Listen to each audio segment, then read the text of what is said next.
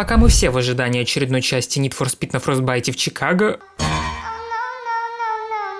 фанаты делают свои проекты. Need for Speed Underground 2 поистине многими любимая гонка. Хоть я и отношусь к ней довольно холодно, я не стану отрицать того факта, что игра просто культовая. Многие элементы из этой игры появились в последующих частях серии, да и просто это был первый Need for Speed с открытым миром. А насколько сильно фанатская база овеяна любовью к этой игрушке, не передать словами. И как я всегда говорил, фанаты просто безбашенные люди в хорошем смысле слова. На экране вы все это время видели оригинал игры 2004 года. Ну а теперь я хочу вас познакомить с проектом Need for Speed Underground 2 на движке Unreal Engine 4.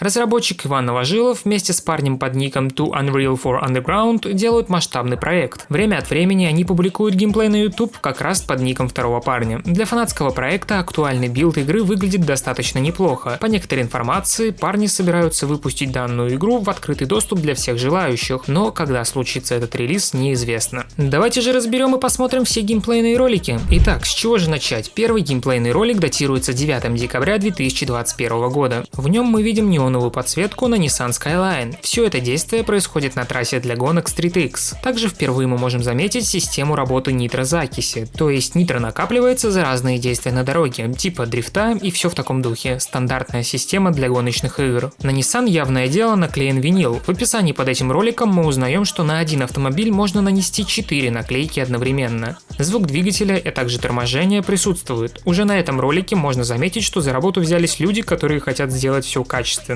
Спустя почти 2 месяца новый геймплейный ролик. На нем мы видим Мустанг и проверку физической составляющей. В описании же следующая информация. К примеру, все машины со всеми деталями, винилами, апгрейдами, а также красками добавлены в игру. Правильное неоновое свечение и тени добавлены. Звуки двигателя стали более изысканными.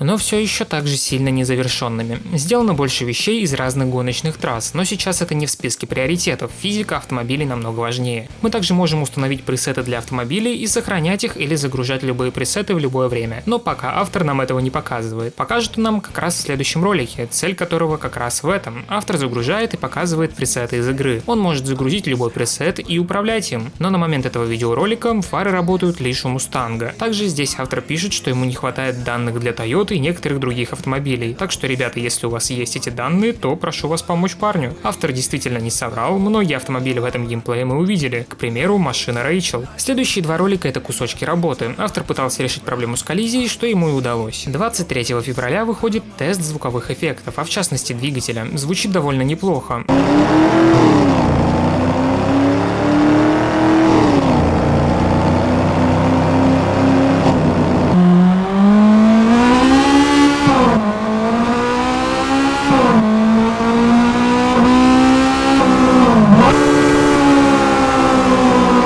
Уже через день автор тестирует физику разрушения.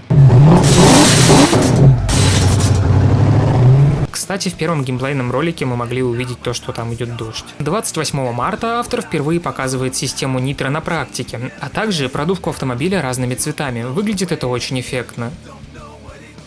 Ну и вот он, последний геймплейный ролик, который взорвал медиапространство среди любителей Need for Speed. 11-минутный геймплей. Кардинально поменялось поведение автомобиля при вождении, однако оно явно будет дорабатываться. Все сильно зависит от угла скольжения и тяги. Звуки двигателя, турбо, трансмиссии сделаны и выбраны в зависимости от уровня производительности, установленного на автомобиле. Судя по всему, режимы управления меняются по кнопке, ибо сначала геймплей идет более плавно, так сказать, как будто машина подстроена под гриб гонки, а затем резко уходит в занос и начинает набирать очки. Во время дрифта машину ведет как-то очень неестественно в сторону. В игру встроен саундтрек из дилогии Underground 1 и Underground 2, также из Most Wanted. Получается этакая солянка. Не знаю, кому-то это понравится, кому-то нет. Ну и графика. Она выглядит просто шикарно. Именно такой многие и видят в своих фантазиях официальный ремейк. Как говорится, раз Electronic Arts не делает ремейк, фанаты сами его реализуют. Или же все-таки в данном случае это ремастер? Напишите в комментариях, как считаете. Игровой мир, судя по всему, импортирован прямо из оригинальной игры и все еще нуждается в доработке. Например, время от времени в кадр кадр попадают объекты, просто висящие в воздухе. Не знаю, будет ли автор менять это, но если все же руки дойдут до обновления объектов, то это будет вообще пушка. В актуальном билде частично воссоздано разрушаемое окружение. Есть система погоды, задел под имитацию дорожного движения, ну и, конечно же, сам интерфейс тоже в принципе уже выглядит довольно рабочим. К сожалению, мне не удалось связаться с автором, хоть я и пытался. Чувак, если ты это слышишь, ты красавчик, продолжай. Чисто даже ради интереса на это стоит посмотреть. А если это действительно будет в открытом доступе, то это круто. Я бы даже задонатил копеечку на проект, ибо делать это все просто так неблагодарное дело. Я переживаю за физику, но надеюсь, что все же ребята реализуют все как надо, ибо как минимум графика уже показывает то, что авторы в движке что-то доумеют. Проект определенно стоит нашего внимания, будем ждать новостей и даже релиза. Я бы поиграл в демку ради второго видео, так что если вам это интересно, давайте закидаем этот ролик лайками, чтобы автор увидел, что к проекту есть интерес. Ссылочки на оригинальный геймплей в описании, также переходите на канал автора, где он публикует обучающие ролики по Unreal Engine 4. И в принципе все. Всем спасибо за просмотр, всем удачи и